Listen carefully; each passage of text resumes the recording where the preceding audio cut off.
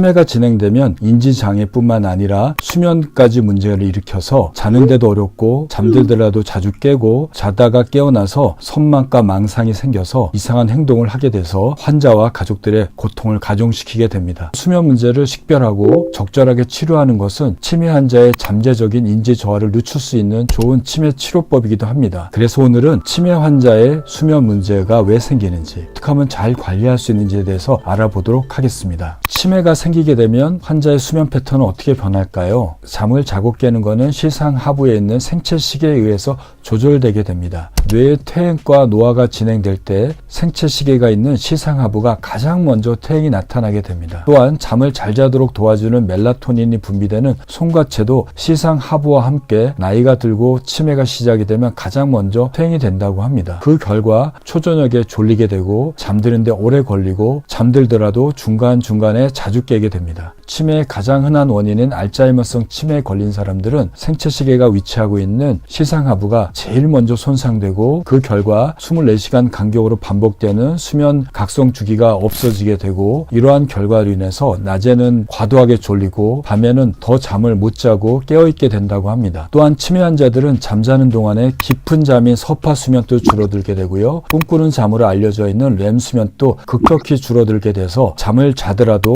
얕은 잠만 자기 때문에 신체에 회복을 시키는 중요한 수면 시간인 깊은 잠과 꿈꾸는 잠이 줄어들므로써 뇌 회복도 안 돼서 치매가 더 빨리 진행되고 악화될 수 있습니다. 치매 환자들은 이렇게 잠을 못 자는 불면 증상뿐만 아니라 다양한 수면 장애가 동반된다고 합니다. 첫 번째 나타나는 수면 장애는 하지 불안 증후군입니다. 하지 불안 증후는 밤이 되면, 그리고 자려고 누워 있으면 다리가 불편하고 움직이고 싶은 충동이 생기기 때문에 잠을 더 못 자고 자더라도 자주 깨게 되는 대표적인 수면 장애라고 할 수 있겠습니다. 이러한 하지 불안 증후군은 루이소체 치매나 파킨슨 병으로 인해서 동반되는 치매의 경우에 흔히 나타난다고 합니다. 두 번째는 주기적 하지 운동증입니다. 주기적 하지 운동증은 잠자는 동안에 다리가 주기적으로 반복적으로 떨게 되는 수면 장애입니다. 잠자는 동안에 다리가 떨기 때문에 이 때문에 뇌가 반복적으로 깨게 되고 수면의 질을 떨어뜨리게 됩니다. 다음은 폐사성 수면 무호흡증을 들 수 있습니다. 혀 근육의 긴장도가 떨어져서 잠자는 동안에 혀가 뒤로 처짐으로써 기도를 막게 해서 숨을 못 쉬는 것이 반복적으로 나타나는 수면 장애가 폐사성 수면 무호흡증입니다. 알츠하이머 치매의 약 40%에서 수면 무호흡증이 발생한다고 합니다. 수면 무호흡증이 있게 되면 잠을 더 못 자게 되고 잠자는 동안에 숨을 안 쉬기 때문에 치매가 2배에서 3배가 높아진다고 합니다. 렘 수면 행동 장애를 들 수 있습니다. 우리가 꿈꾸는 잠으로 알려져 있는 렘 수면 때 근육에 마비가 와서 꿈을 꾸더라도 우리는 움직일 수 없게 됩니다. 하지만 렘 수면 행동 장애가 있는 경우에 이런 근육의 마비가 풀어지게 됨으로써 꿈꾸는 내용을 실제로 팔다리를 휘두르면서 움직일 수 있는 수면 장애라고 할 수 있겠습니다. 이러한 렘 수면 행동 장애는 루이소체 치매나 파킨슨이 동반된 치매에서 굉장히 흔하게 나타나고요. 파킨슨병이나 루이소체 치매가 나타나기 5년 전부터 이런 렘 수면 행동 장애가 먼저 선행된다고 합니다. 치매 환자에서 야간에 나타나는 대표적인 증상으로 일몰 현상을 들 수 있습니다. 일몰 현상은 밤이 될수록 해가 진 다음에 불안함과 초조함이 증가하는 현상을 말하게 됩니다. 일몰 현상의 증상으로는 혼란, 불안, 방황, 고함을 지르는 증상이 들 수 있습니다. 치매에서 발생하는 24시간 일주일 리듬의 변화 때문에 주로 나타난다고 알려져 있습니다. 일몰 현상은 잠자는 시간뿐만 아니라 밤새도록 잠을 안 자고 망상, 환각, 불안, 초조가 나타나서 환자는 계속 깨어있게 되고 이상 행동을 하게 되고요. 이를 돌보는 가족이나 간병인들도 밤새도록 못 자게 됩니다. 심한 환자들의 경우에는 집을 나가서 동네를 방황하기도 하고 본인이 다니지 않는 길까지 멀리 몇 시간 동안 나가는 배현상을 보이기도 합니다. 치매가 시작되더라도 좋은 수면을 유지해서 치매의 진행을 늦춰야 될 겁니다. 이러기 위해서는 우리가 몇 가지 지켜야 될 수칙들이 있습니다. 첫 번째는 기상시간과 수면시간을 매일매일 같은 시간으로 설정하고 이를 지키도록 노력한다면 건강한 생체시계, 생체 리듬을 유지할 수 있는데 도움이 될 수 있습니다. 두 번째는 자기 전에 조용하고 마음을 진정할 수 있는 취침 루틴, 수면 루틴을 만들어서 지키는 겁니다. 텔레비전이나 전자기기에는 수면을 방해하는 청색광, 블루라이트가 많이 발산되기 때문에 뇌를 자극해서 잠을 못 자게 하게 되겠죠. 잠자기 1시간 전부터는 블루라이트를 차단하고 치매에 있는 환자들한테 노출되지 않도록 관리를 하셔야 됩니다. 세 번째는 낮잠을 제한하는 겁니다. 치매가 있는 사람들은 밤에 잠을 잘 못 자기 때문에 낮에 자주 조는 것들을 확인할 수 있습니다. 긴 낮잠,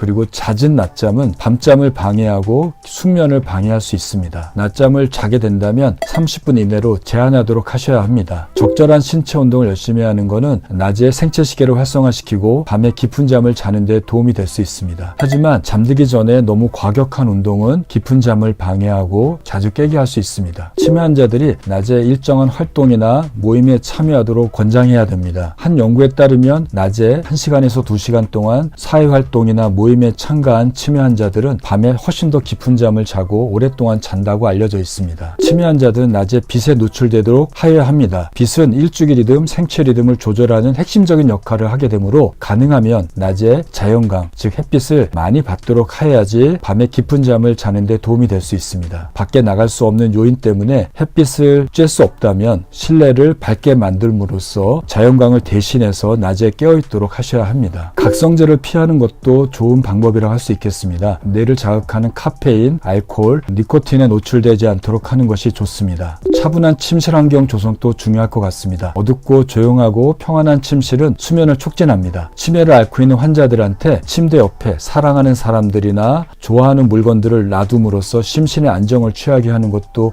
도움이 될 수 있다고 합니다. 그리고 너무 어두워지면 불안한 것들이 가중되는 노인들이나 치매 환자가 있을 수 있습니다. 어둠보다는 미등과 같은 약한 조명을 켜줌으로써 심신의 안정을 조성할 수 있습니다. 하지만 지금 말씀드린 모든 내용들을 잘 지키고 갖추는 것들이 쉽지 않습니다. 특히 요양원이나 생활보조시설에 거주하시는 분들의 경우에는 이런 소음이나 빛과 같은 침실 환경을 제어하는 게 쉽지 않을 수도 있습니다. 이런 경우에는 외부 소음을 차단하기 위해서 물 흐르는 소리, 그 다음에 시냇물 소리, 파도 소리, 빗방울 소리와 같은 백색 소음이 나오는 전자기계를 잠자는 자리에 배치함으로써 잠들 때 외부 소리에 의해서 뇌가 자극되는 것들을 차단할 수 있으니 너무 시끄럽거나 소음이 통제 안 되는 곳에 생활하시는 분들의 경우에는 이런 백색 소음을 사용하는 것도 한번 고려해 보시기 바랍니다. 이렇게도 잠자는 게 조절되지 않는다면 병원에서는 수면을 도와주는 약제를 사용할 수 있습니다. 하지만 수면제나 뇌를 억제하는 약제 사용은 가장 최후에 사용해야 되고요. 담당 선생님하고 상의해서 밤에 잠을 잘 수 있도록 도와주는 약제들을 사용하는 것도 여러분들이 선택할 수 있는 수단이라고 생각이 됩니다. 치매는 아직까지 치료하는 방법이 나와 있지 않습니다. 그렇기 때문에 치매 환자를 돌보는 가족들의 노력, 간병인의 노력이 절대적으로 필요합니다. 오늘 말씀드렸던 여러 가지 내용을 통해서 치매 환자들이 보다 건강한 수면을 취하도록 하고 이로 인해서 치매의 진행을 늦췄으면 좋겠습니다. 치매 환자와 세상의 모든 사람들이 건강한 수면을 위해서 꿀잠 투브는 노력하도록 하겠습니다. 감사합니다. 파킨슨병은 손떨림이 아주 특징적으로 나타나는 질환이기도 하지만 근육이 경직되는 근경축, 행동이 느려지는 서동증, 그리고 걸음이 느려지거나 종종 걸음을 하는 보행장애 특징을 갖는 뇌퇴행성 질환을 말합니다. 파킨슨병이 왜 생기냐면요. 뇌의 중간에 있는 중뇌에 시커멓게 생긴 흑질이라는 부위가 있습니다. 이 흑질에서 우리 뇌의 운동을 조절하는 신경 전달 물질인 도파민이 왕성하게 분비가 돼서 뇌에서 나오는 운동신경을 잘 처리하게 돼서 민첩하게 움직이게 됩니다. 그런데 도파민을 분비하는 중뇌가 손상되거나 퇴행이 됨으로써 분비되던 도파민이 적게 분비되니까 우리 몸이 느리게 될 수밖에 없는 거죠.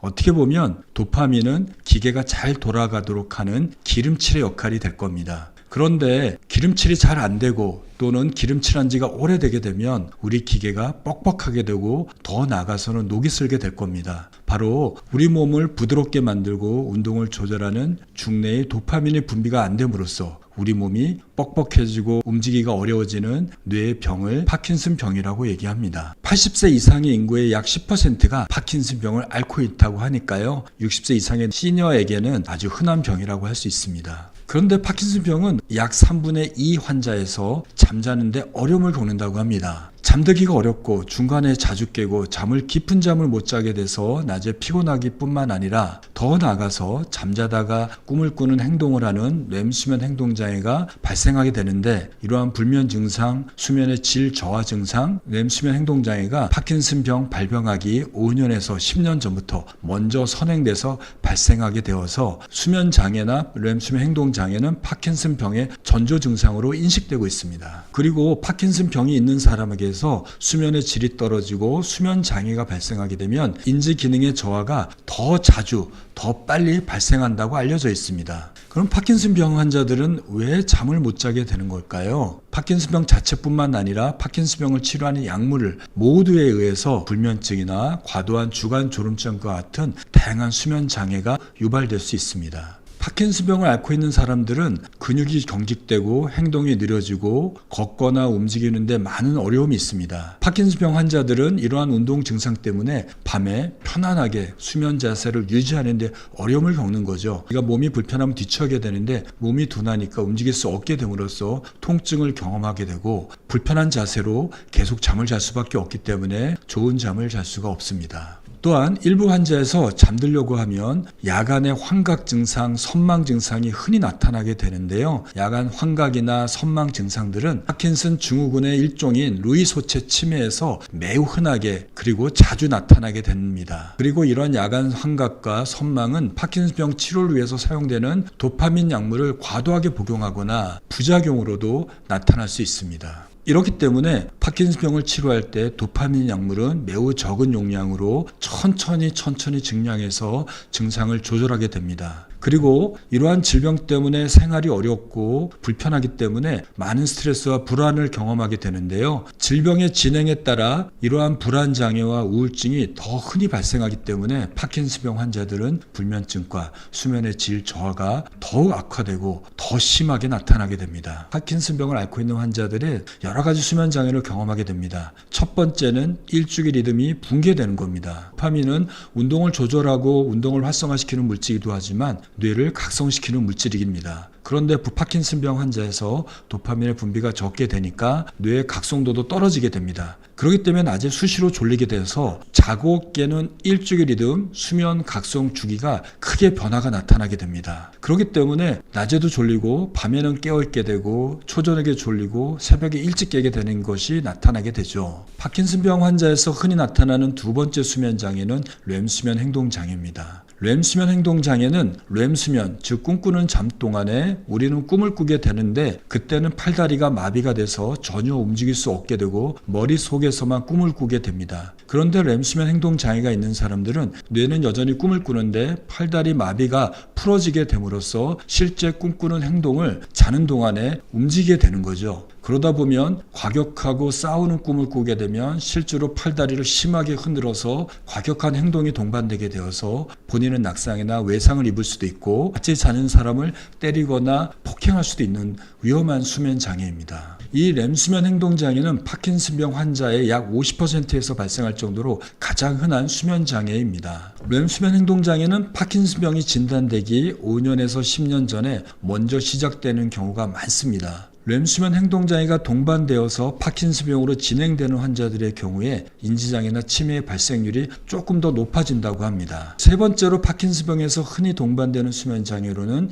폐쇄성 수면무호흡증을 들 수 있습니다. 잠자는 동안에 혀뿌리가 늘어져서 기도가 막힘으로써 숨을 못 쉬게 되고 그로 인해서 뇌가 깨고 다시 잠들면 또 숨을 못 쉬는 것이 반복되는 수면장애라고 할 수 있습니다. 파킨슨병을 앓고 있는 사람들은 폐쇄성 수면무호흡증의 발생이 더 높다고 합니다. 왜냐하면 잠자는 동안에 옆으로 잠을 자게 되면 기도가 넓어져서 숨을 잘 쉬는데 파킨슨병 환자들은 움직일 수가 없으니까 바로 누워 자게 돼서 수면무호흡증에 더 잘 노출이 되겠죠. 또 운동을 잘 못하게 되니까 비만이 생기고 지방이 쌓이게 됨으로써 수면무호흡증이 더 잘 생기게 됩니다. 뇌의 퇴행성 질환으로 인해서 근육이 더 잘 늘어지게 됨으로써 수면무호흡증이 더 잘 발생할 수도 있습니다. 네 번째로 파킨슨병에서 흔히 동반되는 질환으로는 하지 불안 증후군을 들 수 있습니다. 하지 불안 증후는 쉬고 있을 때 그리고 잠을 자려고 누워 있으면 다리가 저리고 불편하고 아파서 움직이지 않고는 견딜 수 없는 충동이 느껴지는 증상으로 이로 인해서 다리를 흔들고 떨게 되는 수면 장애입니다. 이 하지 불안 증후군은 파킨슨병 환자의 약 30에서 80%에서 나타나고 종종 파킨슨병 질병 초기에 나타나기도 합니다. 다섯 번째는 야간요를 들 수 있습니다. 파킨슨병이 진행되면 자율신경 실조증이 나타나게 됩니다. 자율신경은 부교감신경과 교감신경을 합쳐서 부르는데요. 이러한 신경계가 망가지게 되면 소변 조절이 잘 일어나지 않고 수시로 소변을 볼 수 있게 됩니다. 이렇게 자다가 소변 때문에 자주 깨게 되면 수면의 질이 떨어지게 되고 수면의 회복 기능이 떨어지게 되어서 그럼으로써 깊은 잠을 자지 못해서 수면을 통해서 몸의 회복이 일어나지 않게 됩니다. 파킨슨병은 손의 떨림이나 행동이 느려지거나 걸음이 느려지는 보행장애 같은 운동 증상이 나타나기 전까지는 잘 진단되지 않습니다. 특히 나이가 든 노인들은 젊었을 때에 비해서 행동이 느려지고 행동이 굼떠지기 때문에 파킨슨병을 의심하지 않게 되어서 진단이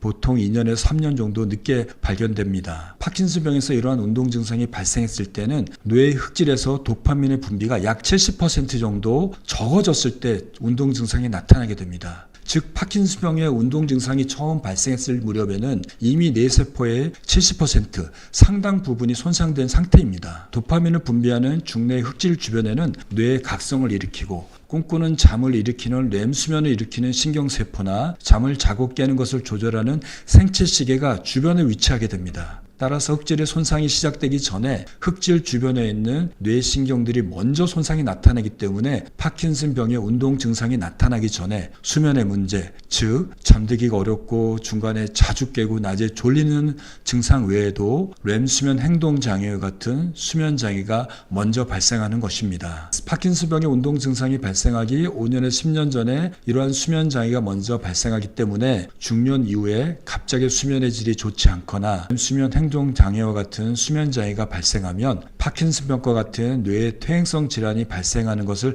예고하는 증상으로 받아들일 수도 있습니다. 따라서 중년이나 시니어에서 수면의 질 저하나 수면 부족을 당연히 여기지 말고 적극적으로 이를 해결할 수 있도록 노력해야 됩니다. 그래야지 이러한 뇌의 퇴행의 진행을 막고 파킨슨병을 예방할 수도 있게 됩니다. 지금부터 말씀드린 내용을 잘 지키도록 노력해 보시면 좋은 잠도 잘 수 있고 그 결과를 위해서 뇌를 건강하게 만들고 뇌의 퇴행성 질환을 막을 수 있습니다. 첫 번째는 정해진 시간에 자고 정해진 시간에 깨도록 하는 것입니다. 정해진 시간에 자기 위해서는 먼저 기상시간, 본인이 평소에 잘 일어나는 시간을 설정하시기 바랍니다. 그리고 설정된 기상시간으로부터 7시간 전이 본인의 취침시간으로 설정하십시오. 설정된 취침 시간에 맞춰서 잠을 자도록 좋은 환경을 만드시고 취침하시고요. 정해진 기상 시간에 맞춰서 반드시 깨어나도록 해보시기 바랍니다. 두 번째는 이렇게 정해진 취침 시간 1시간 전부터 음악을 듣거나 스트레칭을 하거나 복식 호흡을 하거나 마음을 진정시키는 재미없는 책을 읽거나 또는 점진적 근육이완법, 복식호흡과 같은 마음을 진정하는 이완요법을 매일매일 같은 시간에 해보시는 취침 루틴을 실행해 보시기 바랍니다. 세 번째는 일정하게 매일매일 규칙적으로 운동하는 겁니다. 좋은 잠을 자기 위해서 하는 운동은 가급적이면 오전에 하는 것이 가장 좋습니다. 두 번째 좋은 운동의 시간은 저녁 시간입니다. 해가 질 즈음에 4시에서 6시 또는 7시 사이 하는 운동이 좋은 잠을 위해서 좋습니다. 네 번째는 낮에 밝은 햇빛에 노출되도록 하는 겁니다. 낮에 피곤하고 졸려서 방에서 누워있거나 어두운 곳에 계시지 말고 가급적이면 실내에 계신다 하더라도 햇빛이 드는 창가 안에 계시고 오전에 한번 오후에 한번 햇빛을 쬐시기 바랍니다. 만약에 밖에 나가는 것이 어렵다면 광치료기와 같은 빛을 강하게 쬐는 기계를 이용해서 졸릴 때 강한 빛을 쬐서 뇌의 각성도를 높여주시기 바랍니다. 다섯 번째는 파킨슨병 환자에서 흔히 나타나는 초저녁 졸음을 없애야 됩니다. 초저녁, 즉 7시에서 9시 사이에 많이 졸리게 되는데요. 이럴 때는 나가서 산책을 하거나 밝은 빛을 방출하는 광치료기 또는 눈에 쓰는 리타이머 같은 것을 이용해서 졸음을 쫓아내시기 바랍니다. 여섯 번째는 긴 낮잠을 피하셔야 됩니다. 낮에 너무 졸립다면 20분에서 30분 이내의 낮잠은 밤잠에 영향을 주지 않고 낮에 졸음을 해소하는 데 도움이 될 수 있지만 30분이 넘어가는 낮잠은 밤잠을 방해해서 중간에 자주 깨게 하고 수면의 질을 떨어뜨릴 수 있으니 주의가 필요합니다. 일곱 번째는 수면을 방해하는 카페인, 술, 담배를 피하시는 겁니다. 여덟 번째는 침실을 가급적 시원하게 그리고 어둡고 평안한 좋은 수면 환경으로 조성하는 겁니다. 어둡게 하기 위해서는 암막 커튼을 사용하거나 안대를 사용하시고요. 밖에서 소음이 안 들어오도록 소음을 제한하시기 바랍니다. 아홉 번째는 침실에서는 TV를 보거나 업무를 해서는 안 되고 오직 잠잘 때만 들어가시기 바랍니다. 잠을 안 자더라도 저녁 먹고 들어가서 침대에 누워있지 않도록 하시고요. 열 번째는 취침 시간 1시간 전부터는 스마트폰이나 컴퓨터 그리고 LED 조명에 노출되지 않도록 해야 됩니다. 이러한 LED 조명에서 나오는 블루라이트, 청색광은 생체 시계를 활성화시켜서 깊은 잠을 방해하고 수시로 깨게 할 수 있습니다. 11번째는 잠자기 전에 수분을 줄이는 겁니다. 파킨슨병 환자들은 야간요가 흔히 나타나기 때문에 잠자기 2시간 전부터는 수분 섭취를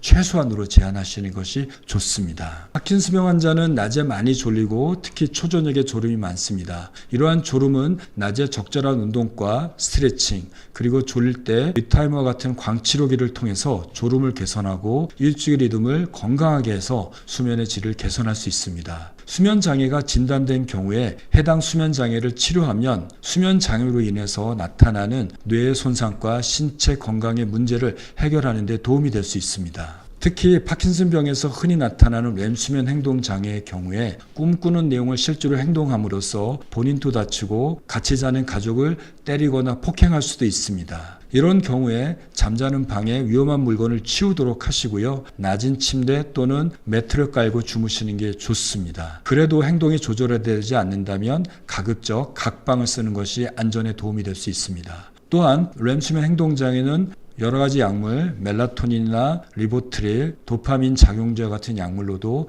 대부분 잘 조절되니까요. 지금 조절되지 않는 렘수면 행동 장애의 경우에 병원에 가서 정확한 진단을 통해서 약물 치료를 병행하신다면 증상이 완화되고 치료가 될 수 있습니다. 그리고 수면무호흡증의 경우에 양압기나 구강내 장치를 통해서 거의 100% 완치가 될 수 있습니다. 매일 코를 골거나 자고 나서 입이 마르거나 자고 나서 머리가 맑지 않거나 가족들이 봐서 습관적인 코를 곤다면 병원을 방문해서 수면 전문의를 만나서 정확한 진단을 통해 수면무호흡증을 치료받기 바랍니다. 좋은 수면 습관을 유지하시는 것은 신체 질병을 예방하고 건강을 유지하고 뇌의 퇴행을 막아내는 가장 좋은 천연의 치료제라고 할 수 있습니다. 좋은 잠을 위해서 모든 노력을 기울이는 것이 여러분들의 건강을 지키는 가장 쉬운 방법이기도 합니다. 요즘 신문이나 언론에서 잠을 못 자게 되면 치매가 유발된다는 보도가 있습니다. 평소에 잠을 못 자거나 불면증이 있는 분들한테는 내가 치매는 걸리는 것은 아닌가라는 걱정이 또 하나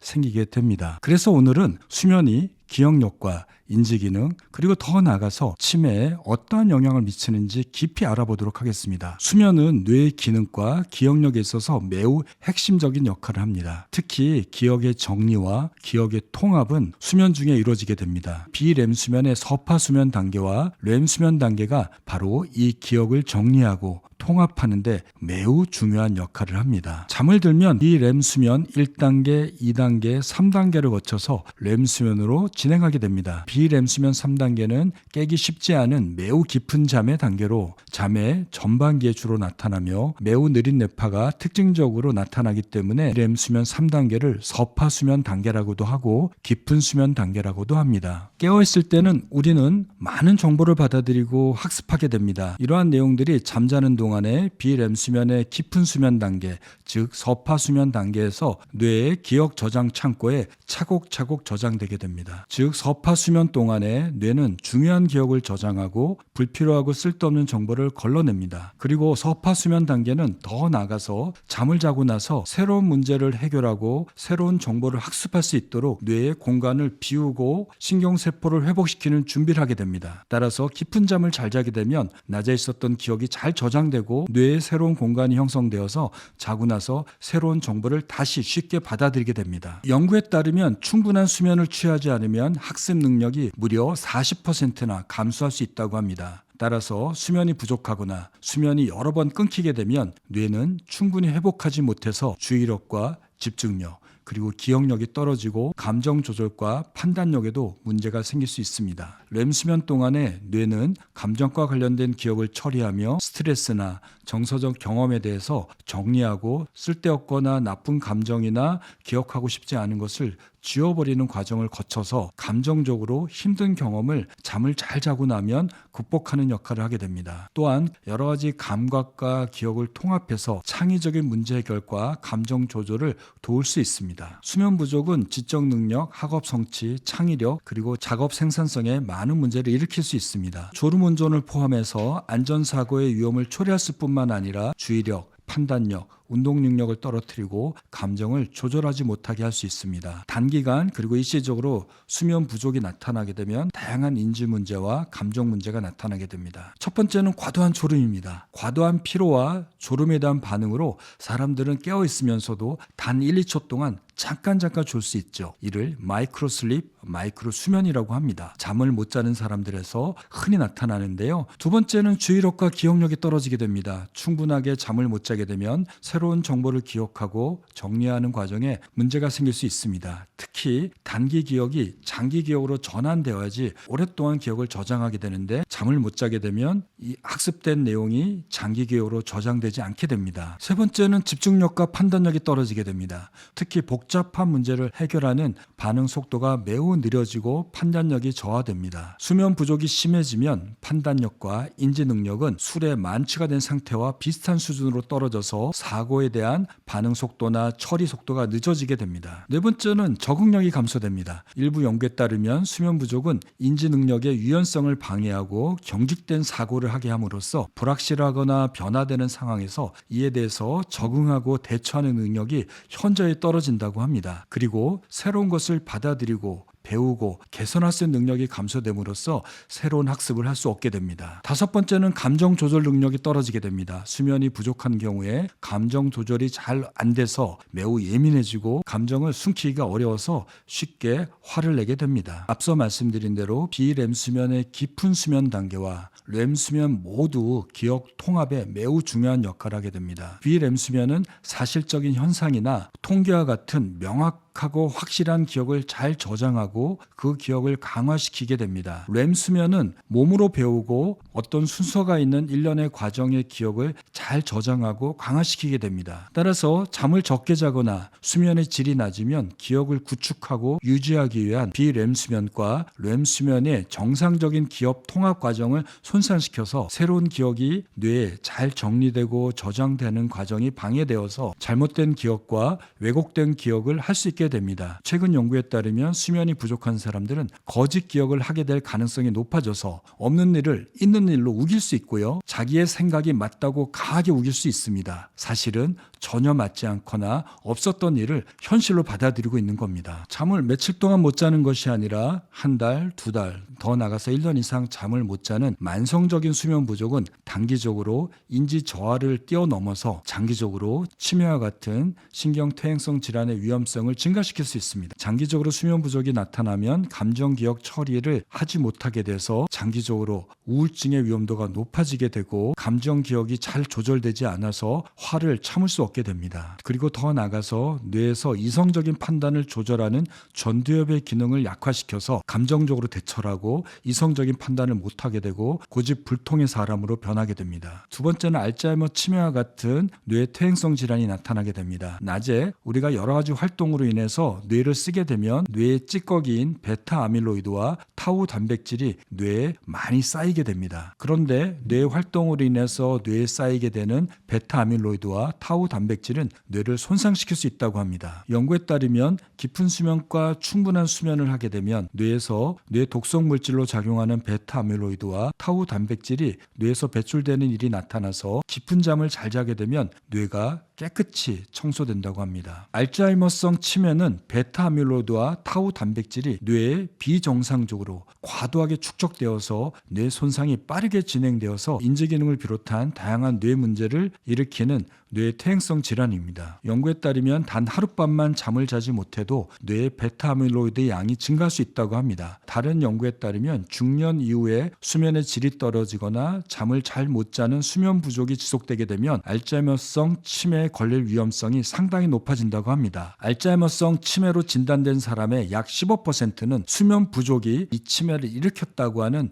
연구 결과도 있습니다. 수면 부족이 치매나 인지장애를 일으키는 것은 모든 사람한테 똑같이 적용되지는 않습니다. 연구에 따르면 수면 부족으로 인해서 인지장애가 더 취약한 일부 사람들이 있는데 이러한 사람들은 대개 유전성인 영향을 받는다고 합니다. 따라서 가족 중에 알츠하이머성 치매가 있는 경우에 좋은 잠을 자도록 더욱 노력 노력해야 됩니다. 또 다른 연구에 따르면 나이 든 사람보다는 젊을수록 수면 부족이 뇌에 미치는 영향이 덜하다고 합니다. 하지만 청소년기부터 잠을 못 자거나 수면의 질이 떨어지게 되면 지속적으로 뇌 발달에 영향을 주어서 수면 부족이 여러 가지 사고와 의사결정과 학업 성취에 나쁜 영향을 미칠 수 있다고 합니다. 잠을 너무 많이 자는 것도 치매를 유발할 수 있다는 보고가 있습니다. 아직 왜 잠을 많이 자는 것이 인지 기능을 떨어뜨리는지에 대해서 명확하게 밝혀지진 않았습니다. 아마도 인지 장애가 있는 사람들은 뇌의 손상으로 인해서 더 많은 잠을 자는 것이 아닌가, 또는 수면의 질이 나빠서 보통 사람보다 더 오래 잠을 자는 것은 아닌가, 그리고 잠을 오래 잘 정도로 신체 질병이 있거나 체력이 떨어졌기 때문은 아닌가 하는 다양한 설명이 있을 수 있으나 이에 대해서는 추가적인 연구가 필요합니다. 하지만 이러한 연구 결과들은 매일 밤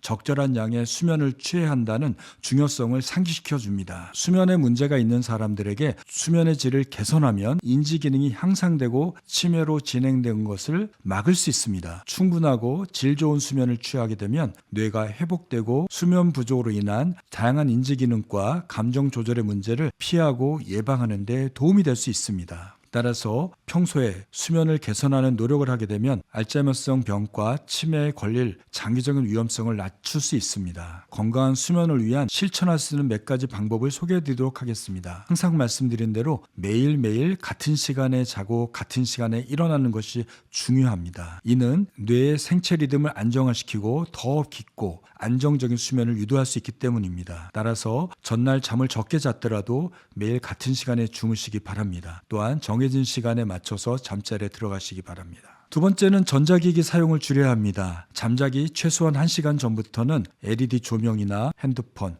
컴퓨터, TV와 같은 블루라이트를 방출하는 전자기기를 사용을 해서는 안 됩니다. 블루라이트에 노출되게 되면 우리 뇌는 흥분되고 생체 시계가 활성화되어서 깊은 잠을 자는데 방해가 될 수 있기 때문입니다. 세 번째는 침실은 어둡고 조용하고 시원하게 유지하셔야 되고요. 침실에서는 오로지 잠자는 것 이외에는 그 어떤 것도 해서는 안 됩니다. 뇌가 침실을 좋은 수면 환경으로 인식하도록 해야 합니다. 카페인과 알코올의 섭취도 제한해야 합니다. 특히 저녁에는 카페인과 알코올을 피해서 좋은 수면의 질을 유지하시기 바랍니다. 마지막으로는 취침 루틴, 꿀잠 루틴을 잠자기 1시간 전에 매일매일 같은 시간에 해보시기 바랍니다. 스트레칭, 복식호흡, 명상, 그리고 재미없는 책을 읽는 독서로 구성된 다양한 뇌와 몸을 안정시키고 이완시킬 수 있는 이완요법 취침 루틴을 매일 잠자기 전에 1시간 동안 또는 최소한 30분 동안 해보시기 바랍니다. 이렇게 하면 여러분들도 점차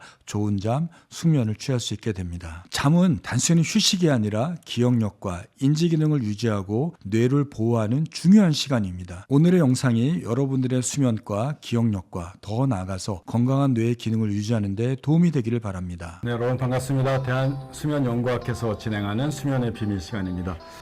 부모님들이 또 아니면 본인들이 나이가 들어가면서 우리가 병을 걸리면 안 되는 병들을 상당히 몇 가지 꼽는 것 같습니다. 신경과 영역에서는 대개 치매, 파킨슨병과 같은 이런 퇴행성 질환들은 나이 들어서도 걸리지 않았으면 하고, 또 그런 이유 때문에 본인이 약간 건망증과 같은 기억력 장애가 있거나 약간 나이 들면서 손을 떠는 일도 가끔 있을 수 있는데, 이런 증상이 있으면 파킨슨병인지 치매가 아닐까 해서 걱정을 많이 갖고 오시는 분들 종종 외래에서 만날 수 있습니다. 치매와 파킨슨을 걱정하고 우려하는 이유가 뭘까요? 아직은 우리가 현대의학으로도 치매와 파킨슨병을 치료할 수 있는 치료약제가 아직 개발되고 있지 않기 때문에 아마 그러지 않을까 싶습니다. 그래서 오늘은 치매와 파킨슨병을 예방하고 또 치료하거나 진행을 막는 데 도움이 될 수 있는 몇 가지 팁들을 말씀드리고자 합니다. 그 비밀에는 수면이 숨어져 있습니다. 수면은 우리 몸을 정상화시키는 과정이고, 우리 몸을 회복시키고 우리 몸에 잘못되는 문제들을 고쳐주는 시간들이거든요. 그런데 이런 수면이 잘못되면 뇌도 망가지고 신체도 망가진다는 건 그동안 여러 번 방송을 통해서 말씀드렸습니다. 우선 나이가 들면요, 기본적으로 뇌가 노화가 진행이 됩니다. 이런 노화가 진행이 될 때 제일 먼저 망가지는 부위가 생체 시계가 있는 시상하부입니다. 시상하부는 우리 몸에서 나오는 여러 가지 호르몬들이 분비되는 뇌 정중앙에 있는 부위입니다. 여기에는 생체 시계도 존재하고 또 잠을 조절하는 VLPO라고 하는 수면 중추도 존재하고 있습니다. 그런데 뇌가 퇴행이 되면 치매와 파킨슨이 아니고요, 그냥 나이가 들면 뇌가 쭈그러들고 말라가는데 이 생체 시계가 존재하는 시상하부가 먼저 망가집니다. 그러니까 나이 들면 호르몬도 좀 문제가 생기는 거고 또 이런 수면의 문제도 생기게 됩니다. 그래서 잠을 조절하는 생체 시계가 나이가 들면 이렇게 쭈그러드는 걸 볼 수 있습니다. 그리고 여기서 나오는 신경 물질도 적어져요. 이게 정상적인 노인들 환자입니다. 두 번째는 빛이 뇌를 전달돼서 생체 시계가 켜지고 그래서 낮에 깨어있게 되는데 노인이 되면 백내장, 녹내장, 망막 질환이 생기니까 같은 빛을 젊은이하고 같이 쬐더라도 뇌로 전달된 빛이 적게 전달됩니다. 그러니까 낮에 깨어있게 해주고 자고 깨는 리듬을 조절하는 생체 시계가 쭈그러들고 그거를 자극해주는 자극도 뇌로 빛이 적게 전달되니까 자고 깨는 리듬이 망가지거나 낮에 자꾸 졸게 되고 또 더 나가서 밤에 못 자는 일이 생기게 됩니다. 세 번째는 잘 때는 생체 시계가 꺼지면서 멜라토닌이 분비가 되는데 이 10대 때 가장 왕성하게 분비되는 멜라토닌의 분비량이 55세가 되면 절반으로 줄고요. 70세가 되면 3분의 1로 줄게 됩니다. 깨어있게 하는 생체 시계 망가졌어요. 잠을 잘 자게 하는 멜라토닌도 적어집니다. 밤낮이 다 문제가 생길 수밖에 없습니다. 마지막으로 우리가 몸이 피곤해지면 잠을 자게 하는 아데노신이라는 게 뇌에 쌓여서 우리가 졸리고 잠을 자게 하는데요. 이 아데노신이 젊은 사람은 같은 운동을 하더라도 많이 쌓여지는데 나이 드시면 대사량이 떨어져서 아데노신이 적게 쌓여요. 그러니까 같이 운동을 똑같이 해도 덜 피곤한 겁니다. 나이 드신 분이요. 오늘은 여기서 좀 더 나아가서요. 질병에 대해서 한번 얘기해 보겠습니다. 잠을 못 자면 또 수면에 장애가 있으면 치매가 일으킨다 라는 얘기가 1년에 한두 번씩 종종 언론에 발표가 되고 연구 자료가 발표되고 있습니다. 이에 대해서 오늘 김원 교수님이 정리해 주시겠습니다. 연구에서 보면 수면 시간과 그 다음에 치매 발병률을 가지고 핀란드에서 한 연구들이 있었습니다.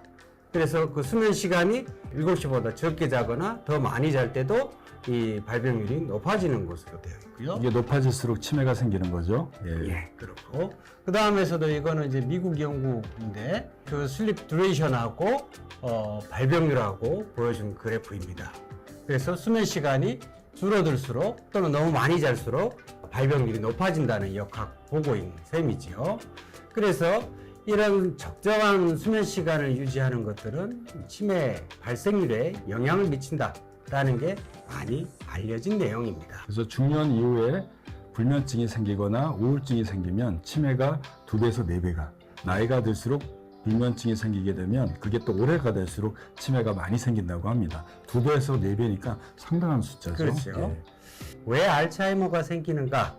라고 하는 부분에 있어서 뇌 안에 이제 아밀로이드란 단백질이 축적이 돼서 그 아밀로이드란 단백질이 뇌에 부정적인 작용을 하고 뇌세포의 수명을 깎아먹기 때문에 알츠하이머의 어떤 인지장애 및 뇌세포가 줄어드는 변화가 생기는 걸로 알려져 있어서 최근에는 이 아밀로이드라는 물질을 찾아내는 검사가 개발이 됐습니다. 그게 아밀로이드 펫 검사인데요. 아밀로이드 펫 검사를 봐서 지금 이 그래프에서 보이는 거에서 보면 6시간 이하, 6에서 7시간, 7시간 이상 봤을 때 붉게 보이는 6시간 이하에서 보이는 이런 붉게 보이는 부분들이 바로 아밀로이드가 축적되어 있는 그런 모습을 보여줍니다. 수면 시간이 적을수록 아밀로이드 축적이 높게 나왔다는 연구 보고가 나와 있다는 뜻입니다. 이 연구에서는 연구에 참여해서 했던 분들은 치매가 없었던 분들입니다. 치매가 전혀 없고 인지장애가 없었는데 잠자는 시간만 7시간 또 6시간으로 나눠서 했더니 증상은 아직은 없는데 아밀로이드가 너무 많이 쌓여 있는 거죠.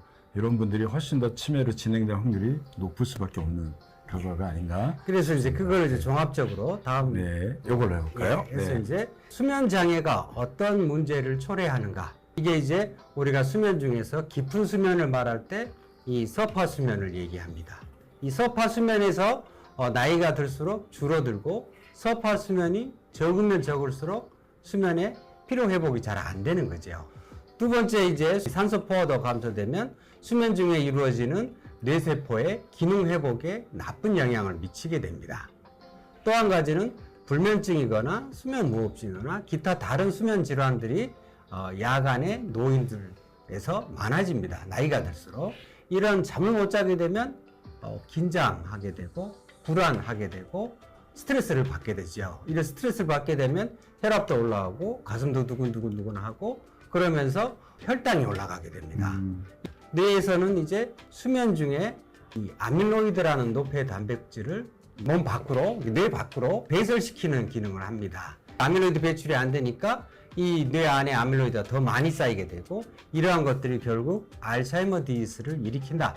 그리고 수면 중에 이제 저산소증에 의한 뇌기능 저하가 결국은 뇌세포의 턴오버라고 말할 수도 있고 부유지 보수라고 말할 수 있는 이런 기능에 나쁜 영향을 미치게 된다는 거고, 또 이런 스트레스에 의해서 생기는 염증성 변화 또는 혈압의 증가, 혈당의 증가 이런 것들은 대사증후군을 일으키고 동맥경화증을 일으킵니다. 동맥경화증을 일으키게 되면 뇌 안에 있는 아주 작은 혈관에서부터 굵은 혈관들과 혈관 베개가 노폐물이 쌓이게 되죠. 그렇게 되면 그 안에서의 어떤 혈류 저하가 될 수도 있고 성분 어떤 영양물질의 공급에도 지장을 초래하게 되고 이러한 부분들이 결국 알츠하이머 병을 일으키게 된다. 그러면 치매 생겨서 뇌가 정말 많이 손상이 되기 시작되면 수면의 문제도 더 많아진다고 이제 연구 결과가 나오지 않습니까? 네, 그렇죠. 그에 대해서 좀 설명을 좀 부탁드리겠습니다. 가장 큰 문제가 뭐냐 그러면 잠을 너무 많이 자거나 아예 안 자거나 또는 이제 한동안은 계속 잠만 자다가 한동안은 계속 잠을 안 자고 돌아다니는 현상들이 잘 나타난다는 거죠. 이 주 문제는 수면 각성 리듬의 변화가 많다라는 겁니다. 수면 각성 리듬의 변화가 많아서 밤낮이 주로 바뀌었다고 표현했는 것들이 일단 첫 번째지만 이 다른 수면 장애 질환들도 많이 동반되어 있다는 것이 치매 환자에서 보이는 형태라고 볼 수 있습니다. 그래서 수면 무호흡증이 더 일반인에 비해서 더 많이 생기는 것 같다. 그리고 자기 전에 다리가 불편해서 답답해가지고 움직이고 힘들어 잠들기 힘들어하는 하지 불안증 요소도 많고 꿈꾸는 수면 중에 꿈에서 나타나는 행동을 그대로 표현하는 행동장애도 잘 나타나는 것으로 되어 있습니다. 이거를 치매 환자들의 형상하는 아주 상징적인 그림인데 결국은 정상적인 뇌가 이렇게 빵빵하던 게 나이가 들거나 치매가 시작되면 이렇게 스포지처럼 쭈그러듭니다. 근데 문제는 아까도 말씀드렸지만 우리 뇌가 깨어 있으려면 요 생체시계라고 하는 요 시상하부라는 요 부위가 아주 건강해야 돼요. 근데 이게 제일 먼저 망가지니까 생체시계가 망가지니 자고 깨는 리듬이 뒤죽박죽 됩니다. 잠자는 시간이 빨라지기도 하고 늦춰지기도 하고 말씀하신 대로 밤에 잠이 오는 문제가 생기게 되겠죠. 또 하나는 뇌가 각성이 되면 요게 깨어있으면 각성중추가 켜져서 뇌가 활성화돼서 우리가 깨어있게 되는데 뇌가 쭈그러드니까 깨어있으라고 해도 깨어있을 수가 없는 거예요. 그러니까 낮에 계속 졸리게 됩니다. 두 번째는 여기 숨골에 여기가 숨골인데요. 여기 숨골에서 호흡을 조절해요. 대뇌가 호흡 중추를 조절해 주는데 이게 망가지니까 호흡을 조절을 못해요. 치매 환자들이 수면 무호흡증이 굉장히 많아집니다. 연구에 따라서는 전체 환자의 40%에서 50%가 수면 무호흡증이 동반된다고 한다니까 치매가 걸리면 잠도 못 자지만 수면 무호흡증도 많아지고요. 또 하나는 팔다리를 조절하는 운동신경들이 여기 중뇌 쪽에 조절되는데 이게 망가지니까 팔다리를 자꾸 떨게 되는 하지 불안증후군 같은 질병들, 렘수면 행동장애가 또 따라오는 문제가 생겨서 결국 수면의 문제, 수면 장애는 뇌의 문제로 인해 생기는 결과니까 뇌가 망가지니 수면 장애가 다 따라올 수밖에 없어서 김원 교수님 말씀에 이 많은 장애들이 오게 되고 이런 장애가 오니까 수면이 또 망가지니 다양한 우리 몸의 회복 기능이나 뇌 손상이 진행되는 걸로 설명할 수 있지 않을까 싶습니다.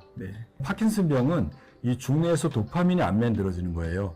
이게 도파민이 기저혈이라고 푸른 빛으로 도는데 도파민을 전달해야지 얘들이 운동을 잘 부드럽게 해줘요. 그러니까 어떻게 보면은 여기 도파민은 자전거에 기름칠을 해주는 겁니다. 기름을 조금씩 뿌려줘야지 이 기계 회로가 잘 돌아가는데 파킨슨은 도파민이 안 만들어지니까 기름칠이 안 되니까 기계가 뻑뻑해져. 그래서 행동이 느려지는 병이라고 할 수 있습니다. 이게 진행되면 여기만 망가지는 게 아니라 주변으로 이렇게 다 망가지는 일이 그러면 이런 일이 벌어집니다. 처음에는 파킨슨이 여기 있다가 주변으로 이렇게 뻘겋게 물드는 일이 생겨서 뇌가 망가지니 다양한 증상이 만들어집니다. 처음에는 운동 증상뿐만 아니라 잠도 못 자는 증상, 성격의 변화, 치매까지 오는 일이 벌어집니다. 그래서 이렇게 됩니다. 파킨슨 환자가 있게 되면 처음에 여기가 중뇌잖아요. 도파민 등 바로 옆에가 생체시계예요. 여기가 망가지게 되니까 일주기 리듬 장애가 오고요. 잠을 불규칙하게 자게 되고 또 생체시계가 낮에 깨어있게 해줘야 되는데 못 깨어있게 하니까 낮에 너무 졸려요.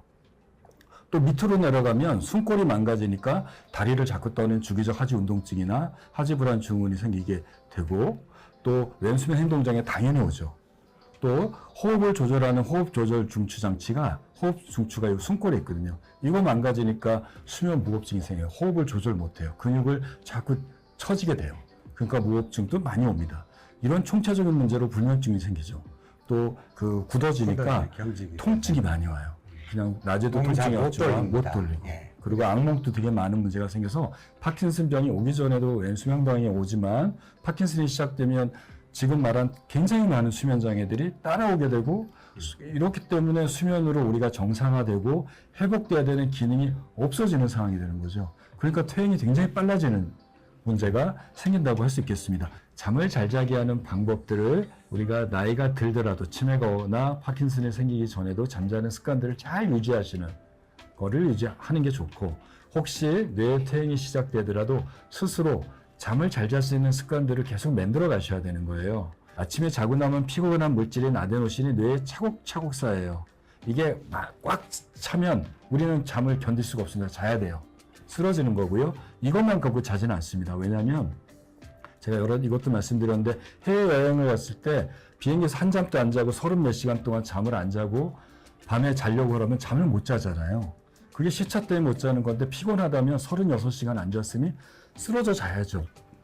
하나의 자고 깨는 거에 또 하나의 요인이 C입니다. 일주기 리듬이에요. 자고 깨는 리듬이 있어요. 내가 잠을 24시간 안 자더라도 내 몸에는 자고 깨는 욕구와 잠을 안 자는 욕구가 계속 24시간 단위로 흘러가는 게 있습니다. 내가 안 잔다고 이 욕구가 없어지는 게 아니고, 이걸 일주기 리듬이라고 하죠. 이 일주기 리듬이 깨는 리듬과 자는 리듬이 맞물려 있는데, 이 수면의 욕구가 잠자는 시간대가, 내가 졸리는 시간대, 일주기 리듬이 맞물렸을 때 우리는 푹 자는 거예요. 근데 생체 시계가 켜져 있을 때 나는 피곤해서 자면은 이거는 낮잠입니다. 낮잠은 길게 못 자요. 잠깐 자고 마는 거예요. 우리가 생체 시계가 꺼졌을 때 자는 잠이 긴 잠이고, 그 잠이 얕은 잠, 깊은 잠, 꿈잠의 사이클이 돌아가는 과정이라고 할 수 있겠습니다. 그래서 우리는 잠자는 거는 생체 시계가 꺼지는 시간을 잘 만들고 거기에 맞춰서 몸에 피곤한 걸 쌓여야 돼요. 결국은 이 두 개가 맞물려서 요때 자는 겁니다. 여기가 생체 시계 켜졌을 때 피곤을 극대화시켜서 자면 낮잠인 거죠. 이렇게 되면 밤잠이 또 망가지게 됩니다. 또 거꾸로 밤에 자는 생체 시계는 잘 오르는데 잠의 욕구는 굉장히 낮아요. 왜냐하면 낮잠을 잤거나 아니면 정말 아무것도 안 해서 운동 안 해서 낮으면 요 차이가 떨어지기 때문에 길게 못 자고 자꾸 깨요. 그래서 제가 말씀드린 거는 낮에 운동을 열심히 하셔서 몸에 피로 물질을 차곡차곡 쌓이는데 그 꽉 채우는 시간이 내가 자는 시간에 맞춰야 돼요. 조금씩 강도를 높여서 저녁 시간에 최고조를 일으켜야 됩니다. 그래서 오후 한 2-3시가 최고조의 운동 시간을 맞추고 이후부터는 조금씩 떨어뜨려야 됩니다. 아침에 조금 일찍 일어나는 건 도움이 됩니다. 그래야지 피로 물질이 많이 쌓이니까요. 낮잠은 안 자는 게 좋습니다. 낮잠을 잔다면 딱 20분 이내로만 자는 게 모든 연구 결과에서 밤잠의 최고조를 나타냅니다. 카페인 섭취를 줄이십시오. 드시더라도 한 잔 이내로 드시고 오후 2시에서 3시 이전에 드시면 괜찮습니다. 또 하나는 자고 깨는 일주기 리듬을 일정하게 만들어야 돼요. 그래서 자고 깨는 시간을 딱 고정해야 됩니다. 내가 어제 2시간밖에 못 자도 일어난 시간은 7시면 7시에 일어나시는 게 제일 좋습니다. 그리고 식사하는 것도 규칙적으로 하십시오. 식사하는 것들이 생체 시계를 자극하는 또 다른 자극이거든요. 그래서 내가 입맛 없을 땐 안 먹고 이러지 마시고 아침, 점심시간, 저녁 시간을 딱 고정해 놓고 드십시오. 낮에 오전에 한 번, 오후에 한 번, 20분에 30분 햇빛 쬐는 거 너무나 좋습니다. 생체 시계를 계속 켜지게 하는 효과를 보입니다. 낮에 가만히 있지 마시고 움직이십시오. 햇빛과 움직임, 그 다음에 식사하는 이 세 가지가 생체 시계를 가장 활성화시키는 자극이기 때문에 계속 낮에 켜줘야 됩니다. 자기 전에 생체 시계가 꺼져야 되는데 빛을 쬐면, 특히 핸드폰에 나오는 LED, OLED 나오는 블루라이트는 뇌를 깨웁니다. 그렇기 때문에 낮 시간에는 봐도 되는데 자기 2시간 전부터는 핸드폰, 컴퓨터 이런 걸 차단하시는 게 아주 좋지 않을까 싶습니다. 예, 질문이 하나 왔네요. 김원 교수님 잘 주무시나요? 이제 나이가 들면서 보니까 잠을 잘 못 잘 때가 많습니다. 근데 이제 저는 그렇게 생각합니다. 그럴 수도 있지. 그렇게 생각하면 편하더라고요. 앞에 말씀대로 누구나 나이 들면 변화가 와요. 그런데 잘 자려고 노력을 하는 거죠. 저는 그래도 11시 전에는 어떻게든가 자려고 노력합니다. 무슨 일이 있어도. 그리고 낮에 교수님은 낮잠 잔다고 하지만 저도 낮잠을 피곤할 때는 자지만 가능하면 안 자려고 노력하고요. 낮에 움직이려고 노력하고 자기 전에는 핸드폰 안 보려고 노력하는 이런 노력이 필요합니다. 제가 말씀드릴 수 있는 내용은 잘 자는 방법은 살 빼는 방법하고 똑같습니다. 살 빼는 방법 다 잘 아세요. 운동 열심히 하고요. 적게 먹고요. 늦게 안 먹고 이거 다 아시는데 그걸 잘 못 지켜서 살이 안 빠지지 않습니까? 잠자는 방법 제가 말씀드리고 교수님 말씀드렸던 내용은 여러분들이 아시는 거예요. 그거를 잘 지키는 것들이 또 지키려고 하는 노력들이 중요한 겁니다. 노력은 안 하고 왜 내가 살이 안 빠져? 잠을 왜 못 자라고 얘기하지 마시고 두 얘기가 다 저한테 해당되는 얘기 같아서 살 빼는 얘기도 그렇고 잠자는 얘기도 그렇고 예, 그리고 마지막으로 제가 감에 대해서 말씀드리면 여러분들은 해바라기가 되시길 바랍니다. 해바라기는 해가 켜져 있을 때는 이파리를 내밀고 해를 향해서 바라보고 있어요. 햇빛이 있을 때는 움직이십시오. 나를 움직이라는 내용이고 내 몸을 활성화시키고 뇌를 깨우라고 신호를 주는 거거든요.